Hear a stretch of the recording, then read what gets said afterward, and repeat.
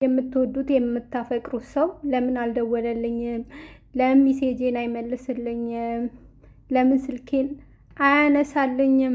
ብለን በጣም ብዙ ጊዜ ስልክ ሜሴጅ ሲገባልን ወይኔ እሱን የደወለው እሱ ነው ቴክስት ያደረገው እንላለን። ግን በጣም ነው የሚያመው፣ በጣምም ነው የሚደክመው። የምትወዱት የምታፈቅሩት ሰው ስትፈልጉ ሳይገኝ ሲቀር በጣም በጣም ያማል።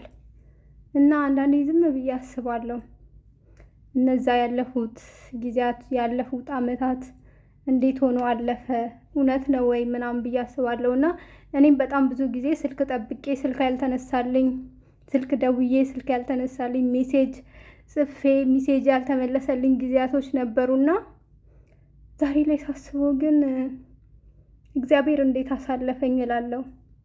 ስለዚህ እህቶች ካልተደወለላችሁ፣ ሜሴጅ ካልተመለሰላችሁ በቃ እውነት ህመማችሁን አሰባስቡና ቆሻሻ ውስጥ ጣሉትና ከእንደገና ራሳችሁን አድሱ።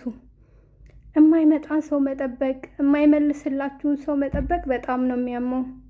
ግን እድሜ ልካችሁን እሱን እየጠበቃችሁ እዚህ ምድር ላይ እስካለ ድረስ እንዳትታመሙ።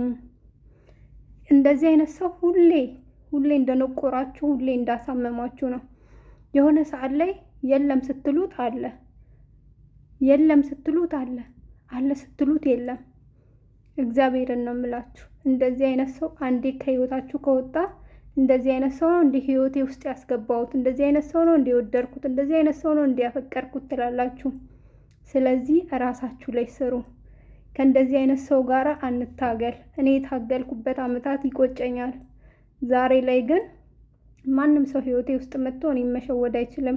ምክንያቱም ከሰው ህይወትን በጣም ብዙ ትምህርት ተምሬያለሁ፣ ከራሴም ተምሬያለሁ። ስለዚህ እናንተ ላይ ሳይደርስ ከሰው ህይወት ተማሩ። የማይመለስላችሁን ነገር አትጠብቁ። ያ ሰው እየተጫወተባችሁ ነው።